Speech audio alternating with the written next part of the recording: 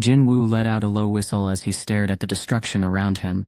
The ironclad tree was in shambles, the wall had collapsed, and the floor was torn to pieces. A dragon's blow big enough to block out the sun should cause this kind of chaos, right? He glanced down at his daggers and thought, these daggers should totally be called Dragon's Claw instead of Kamish's Wrath. Of course they were only this powerful, because Jin-Woo was the one using them. Just then, a message popped up out of nowhere. Would you like to change the name of item? Kamish's Wrath to item, Dragon's Claw. Jin-Woo jumped in shock. Wait, can I really change the name? He quickly cancelled the request, and let out a sigh of relief when he saw the name stayed the same. Woo, he muttered. That was way too close. If the name was changed to something cheesy like Dragon's Claw, the craftsman who made these weapons would probably turn over in his grave. Jin-Woo couldn't help but chuckle every time the system took things way too literally, but honestly he didn't care what they were called. He was thrilled with how powerful his new weapons were. Their sharpness and destructive power were next level compared to what he had before. Jin-Woo glanced back and forth with a smile before putting them away in his inventory. With the practice run over, it was time to clean up. As the excitement from his new weapons faded, he felt a pang of disappointment seeing the destroyed gym wall.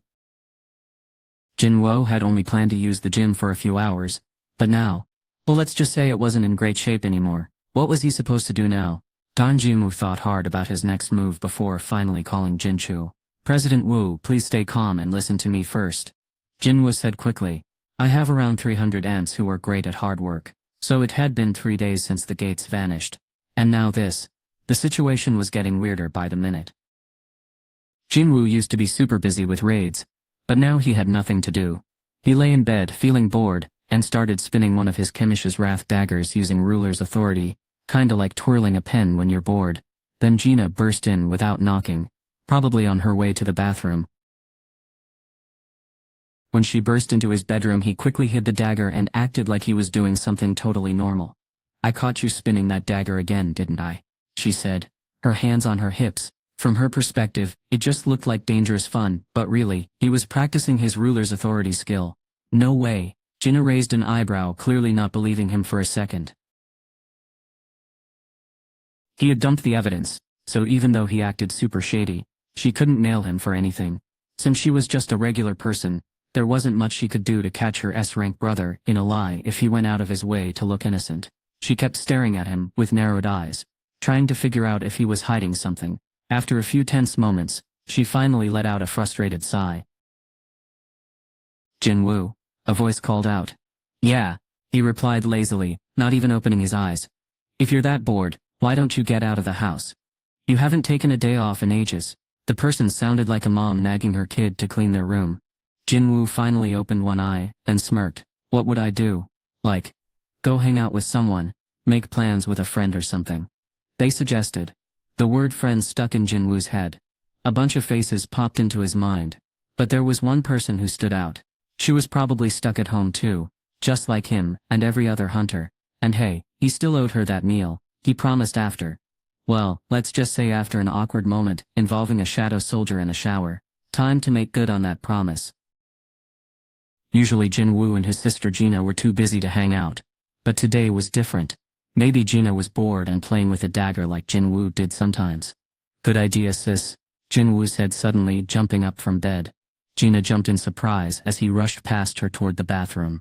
She noticed a weird look on his face and called out, curious about what he was up to. Wait, where are you going? Jin-Woo asked with a mischievous grin spreading across his face. Hein stopped mid-swing of her wooden sword, turning to face Master Lee, who was missing an arm, but still looked as tough as ever. On a date, Jin-Woo replied casually. Master Lee's expression turned stern. Enough.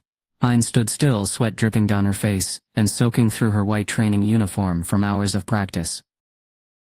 He motioned for her to sit, so Hein settled onto the floor, politely placing her wooden sword beside her. This was her swordsmanship teacher, Chil Song.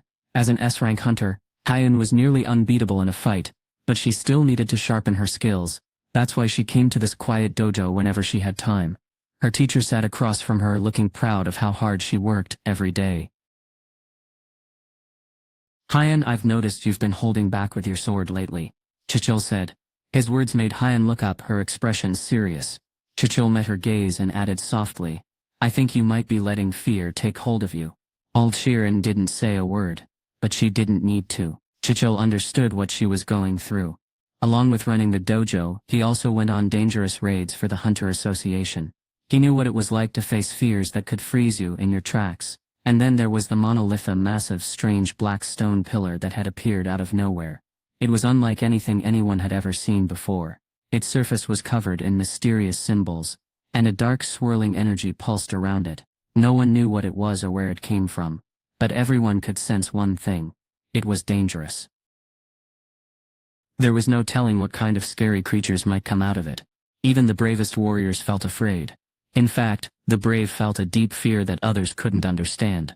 Chul closed his eyes and nodded slowly, as he thought about his past. Of course you're scared. Who wouldn't feel that way? I've been there too, Chu said with a grin.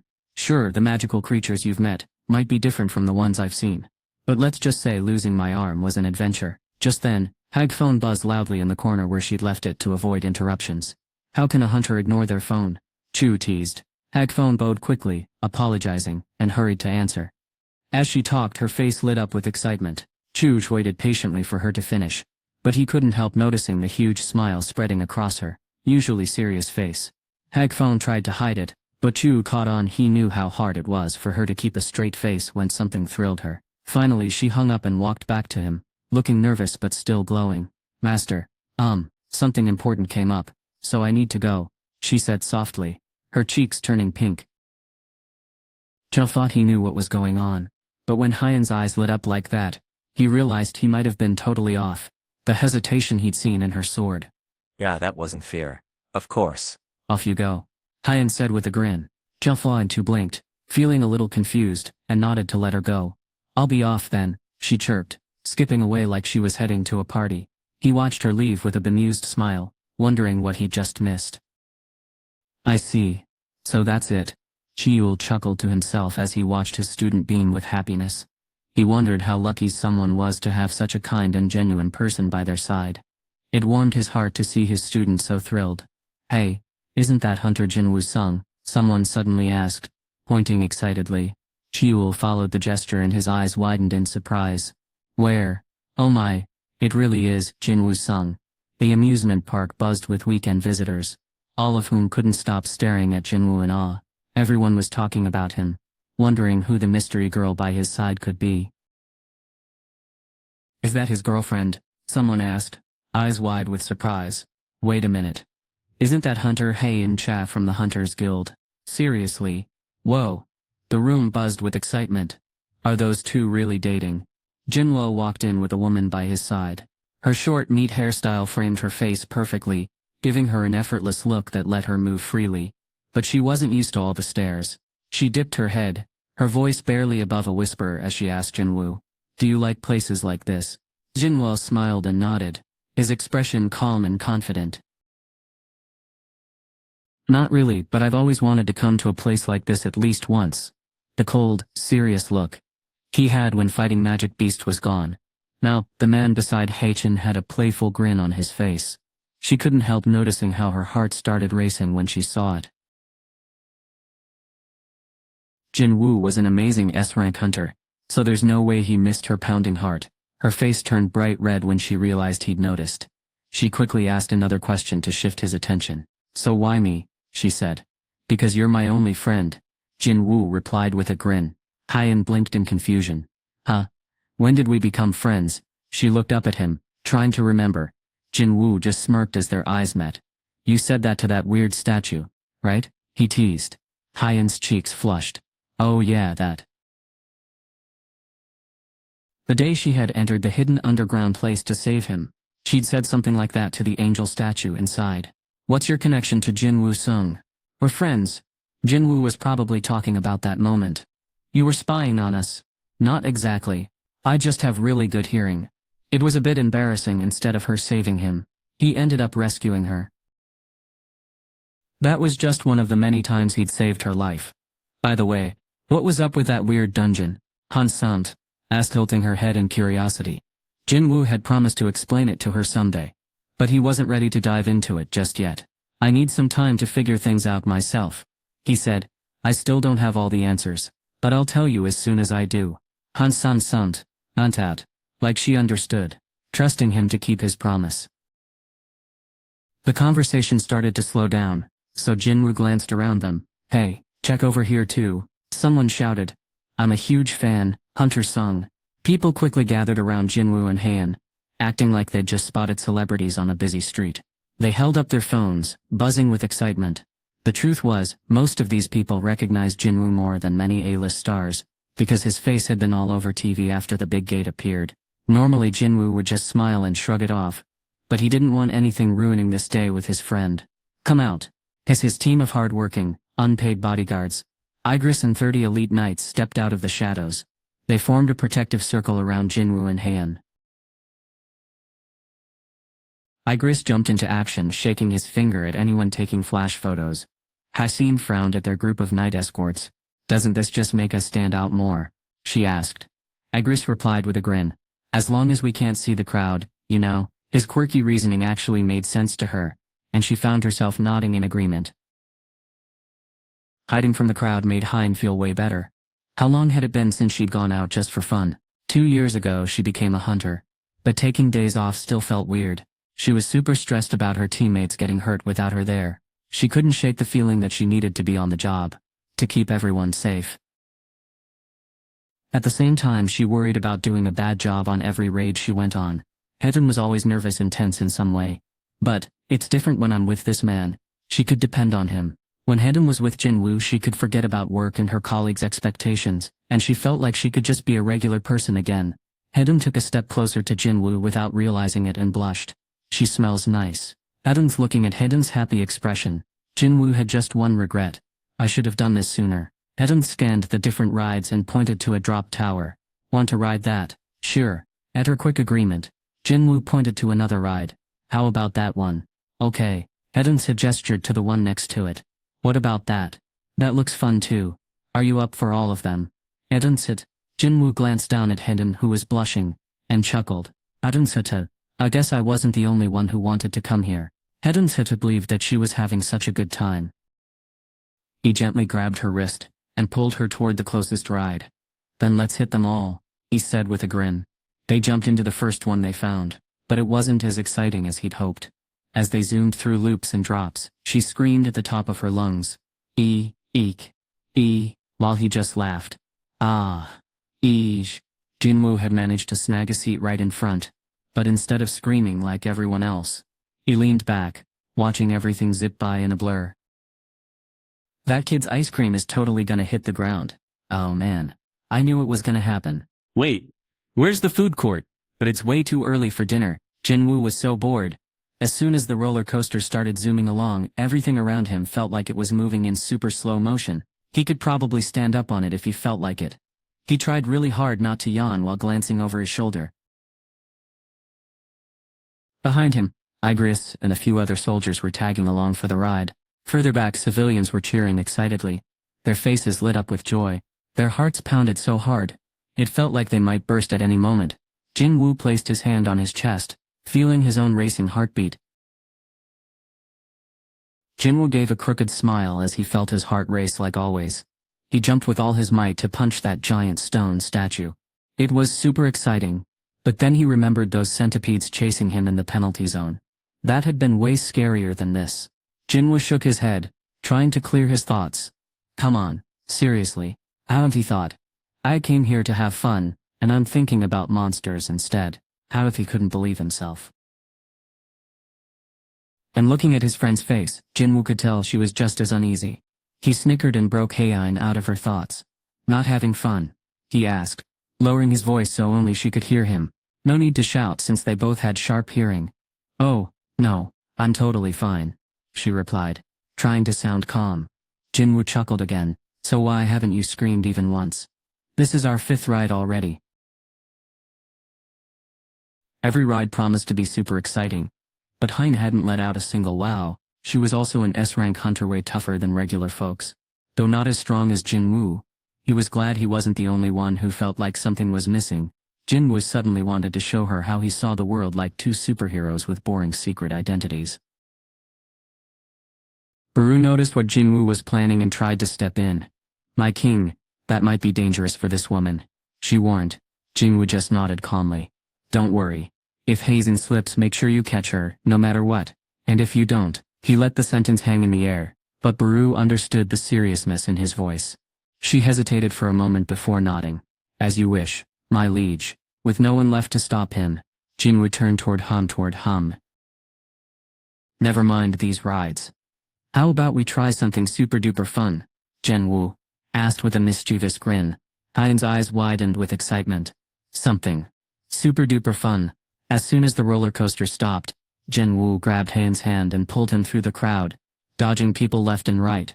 They burst into the main plaza, where everyone's jaws dropped in shock. A group of black-armored figures stood like statues around them, but the murmurs of surprise quickly turned to terrified screams.